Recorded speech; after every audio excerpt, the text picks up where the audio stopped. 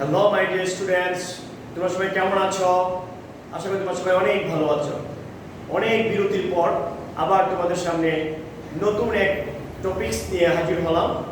আমি Mohammad Amirul Islam, assistant teacher English, কেকে government institution. আমরা আজকে তোমাদের সাথে যে বিষয়টি নিয়ে আলোচনা করব সেটা হচ্ছে, আমরা সবাই জানি যে শব্দের শেষে অ্যালওয়াই যুক্ত থাকলেই তাকে অ্যাডভার্ব বলা হয়, কিন্তু এই কথাটা অনেকাংশে সত্যি নয়। আজকে আমি সেই বিষয়টা তোমার সাথে প্রমাণ করে দেখাবো যে এলওয়াই যুক্ত থাকলেই তাকে অ্যাডভার্ব বলা যাবে না।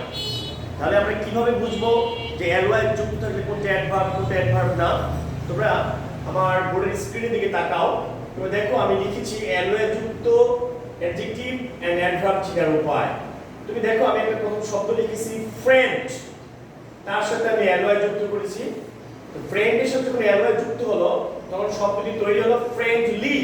তাহলে ফ্রেন্ড হচ্ছে নাউন, নাউনের সাথে যখন তুমি অ্যালওয়াই যুক্ত করবা তখন হবে সে ফ্রেন্ডলি এবং সে হবে অ্যাডজেক্টিভ।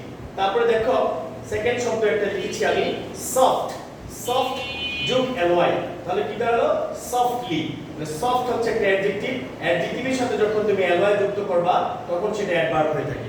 তাহলে আমাদের মূল কথা দাঁড়ালো কি, আমরা যদি নাউনের সাথে অ্যালওয়াই যুক্ত করি তাহলে সে অ্যাডজেক্টিভ হবে, আর যদি অ্যাডজেক্টিভের সাথে অ্যালওয়াই যুক্ত হয় তখন সে অ্যাডভার্ব হবে।